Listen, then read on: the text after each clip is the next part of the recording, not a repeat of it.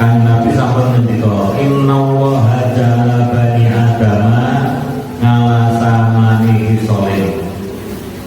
Gusti Allah iki dadekake maring anak putrune Nabi Adam kuwi saka 8 macam.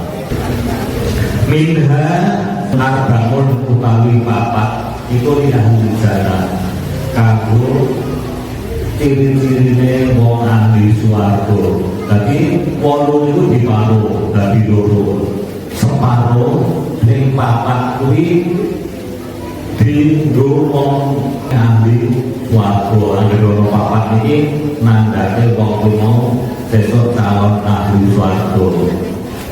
Wa bangun lan sing papat liyane minha li ahdina papat liyane kuwi ciri-cirine wong calon mlebu neraka bakal disiksa neraka.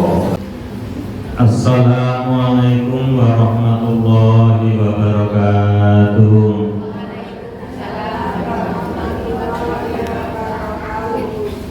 Bismillahirrahmanirrahim. Alhamdulillahirabbil alamin. Wassalatu wassalamu ala asyrofil mursalin sayyidina wa maulana Muhammadin wa ala alihi wa sahbihi ajma'in. Wa qala ta'ala bi kitabil karim rabbi shrah li sadri wa yassir li amri wa hlul 'uqdatam min lisani yafqahu qawli. Amma ba'du.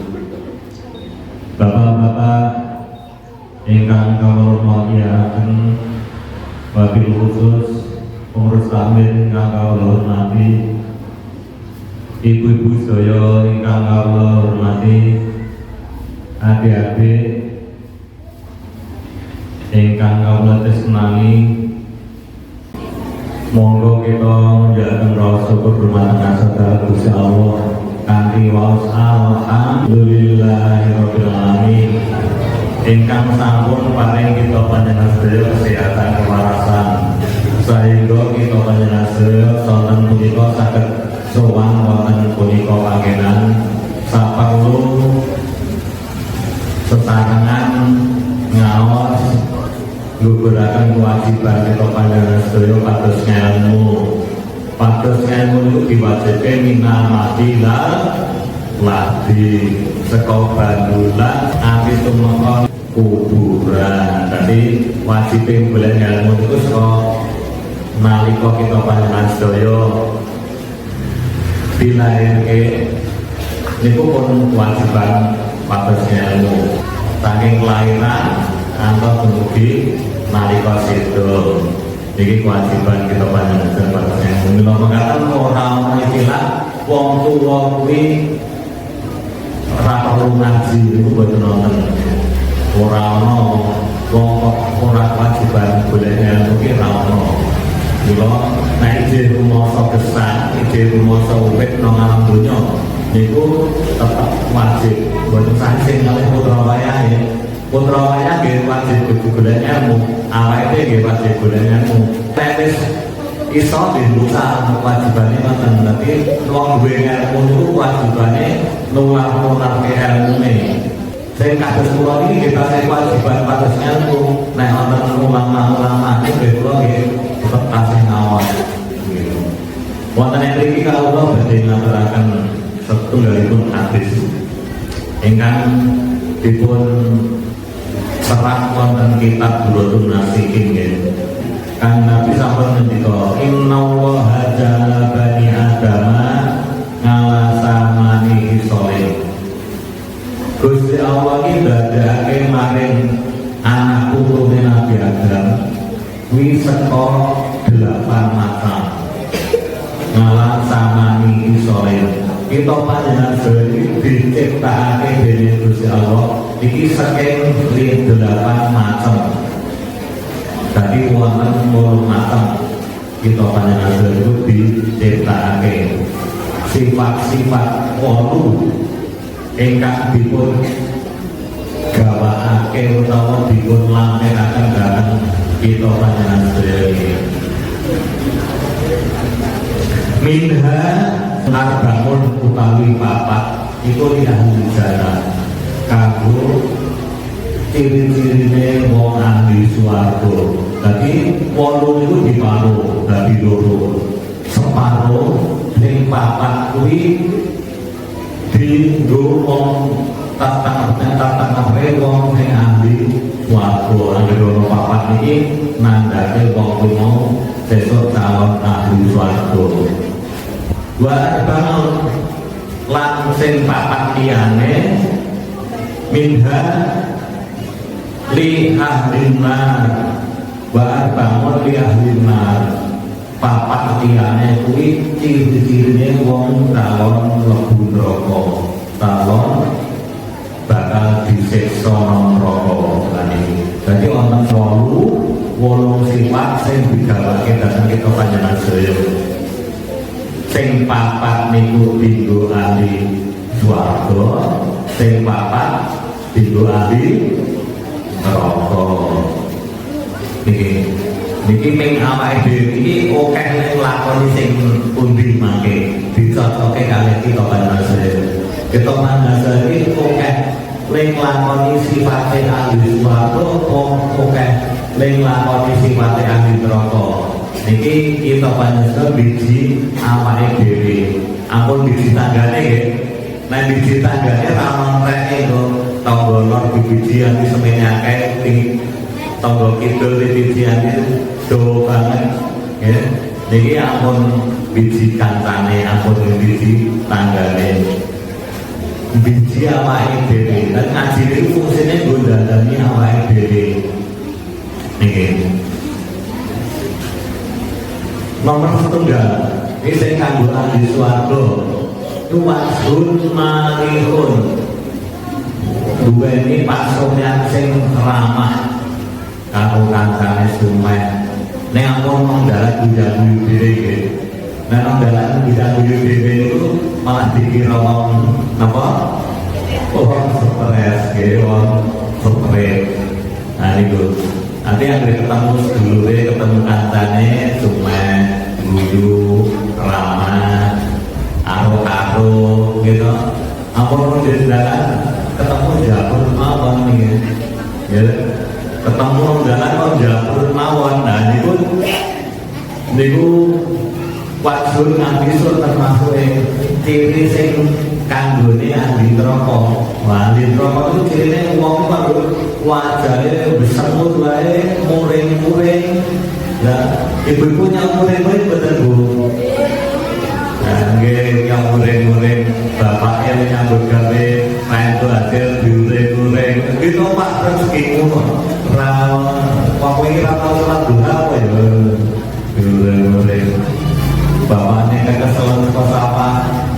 Jah meles kuwe tawae melu, matur belum rampung. Tinggal mulai sampai do paning manuk kata-katanya kadang-kadang gini bapak-bapak mungkin ya kadang-kadang kalau ibu ya sabar ya kalau itu naik dunia itu bujur-bujur itu gini ulang yang ngatu mengandul mawon pentak nangge mawon naik bujur-bujur itu gini murid-murid kalau nangge mawon biasa tahu coba tak menang bukan mau dengan wong biasanya sih ngaji itu kalau kalian jadi apa gambar ini hanya murid-murid mengajar mau terus cobanya itu tiang nabung itu kurang kesabaran kurang sabar itu nek orang yang masuk dia pun dimana mau duduk orang makanya kesolat dan menang gambar. Nah, orang kan ditandui, foto awalnya tadi main muring, gitu.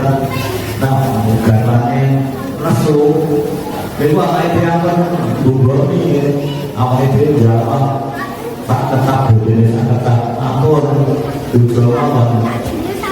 Wah, gambarnya muring gitu, ditinggal seminggu kadang dan kuatnya di rumah ke. Nek kuat ya tinggal mikir ampun dibalas mangke kaya apa kaya geni nek geni niku kan disiram bensin malah tambah bulan-bulan niku. Jadi nek wonten garwane niku jenenge mawon goreng-goreng niku jenenge mawon. Niku rahasiane wong sing arep munggah swarga. Sae napa niki nguji kesabaran kita panjenengan sedaya. Nah, dadi niku tondo-tondone sing nomor 1 sing marai munggah swarga ya kuwi wadon manipun duweni pasoyan sing ramah tumen ora gampang mesonan ya. Nek sing calon ahli neraka niku wadon ngabisun wajahe seneng besenut bae bisa pangeran kersake ati bisa wae marai peteng nang pasoyan. Nah ini wong gampang mesu iki wajur ngabisun wong sing gampang mesu. Nomor kali warisanun fasikun. Ciri-ciri wong ahli swarga nomor 2 kuwi duweni omongan sing apa fasih, sing halus, sing ramah-ramah. Warisanun fasikun. Lesan sing fasih, lesan nek ngendikan sing ono nyatane. Upama dadi saksi sing bener-bener ngeteni tenan, ora ning saksi palsu. Nek ngendikan sing halus bisa nomor itu. Nah ini ciri-ciri wong sing ahli swarga duweni lesan fasih. Nek ciri wong sing ahli neraka iku warisanun fasisun duweni lesan fahes niku langsung omongane saru mau apa-apa di kandhake anggere iso metu rahasiane kabeh metu rahasiane wong do disebutke niku. Nah niku warisanun fasisun duweni lesan sing fasih omongane rusuh omongane saru. Nah niki nandhake wong niku calon ahli neraka. Kae napa ucapan kita itu bakal ditutup, bakal dimintai pertanggungjawaban ya. Nomor kali lisanun walisanun fasikun lesan sing fasih kanggo ahli swarga. Kanggone calon ahli neraka duweni lisan sing lanjut.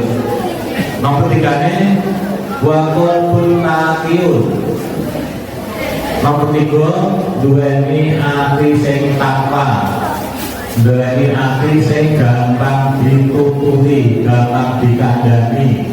Nek ngaji dirungokke tenan, ora mung ngobrol ngalor kidul.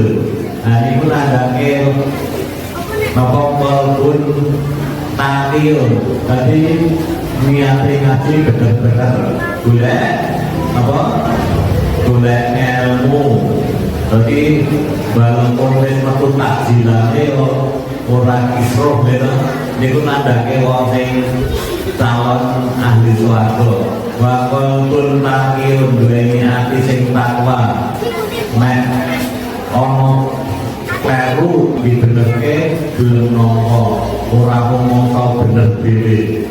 Wa qalbun taqiyun.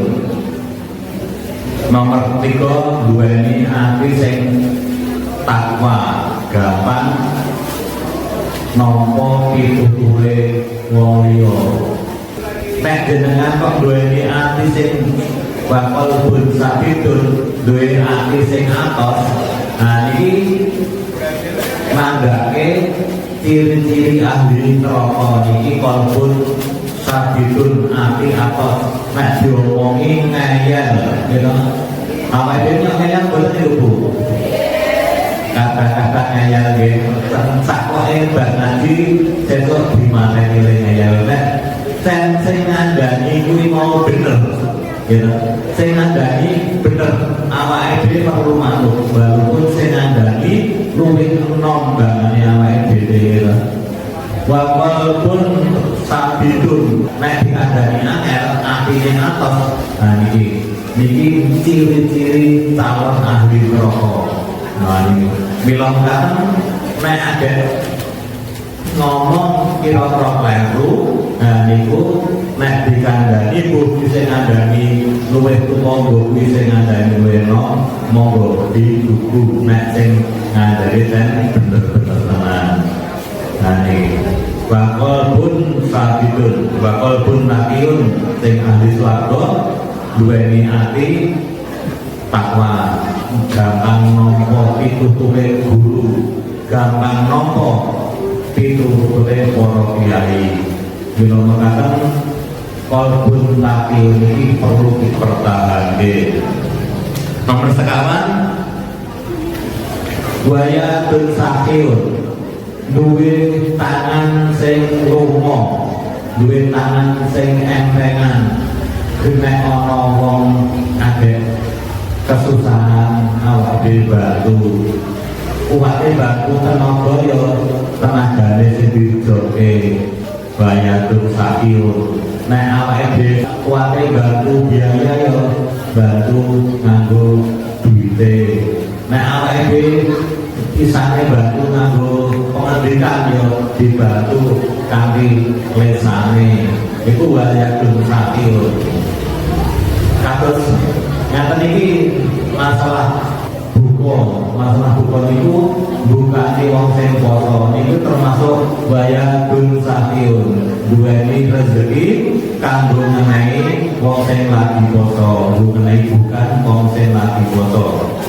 Nek bayatun bakilun ciri-ciri wong ahli neraka niku yatun bakilun, tangan sing medhit. Ngapa medhit Bu?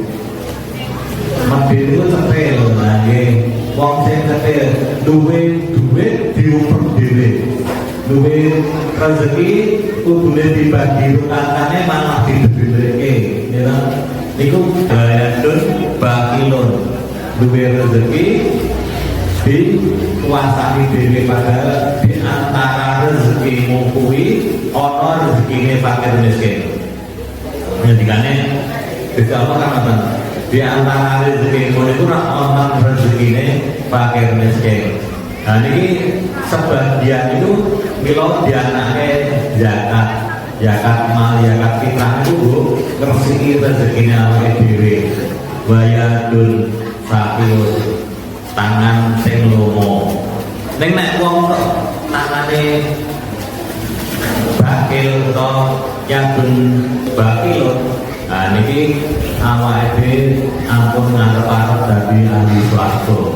Sebab awake dhewe nek ana wong kesusahan ora gelem cawe-cawe, ora gelem turun tangan.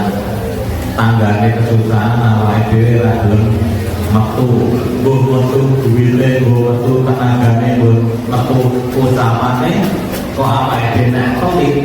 Nah niki termasuk yadun bakilun. Niki sebikanipun Kanjeng Nabi hadis ingkang dipun terangaken wonten kitab Durrun Nasihin. Nah niki monggo kita panjenengan sedaya digundeli ning ngaji sore niki. Mangke kawula kados tekap semanten kemawon dan kinangge mari insyaallah kula akhiri dalam panjenengan ngapunten wabillahi taufiq wal hidayah.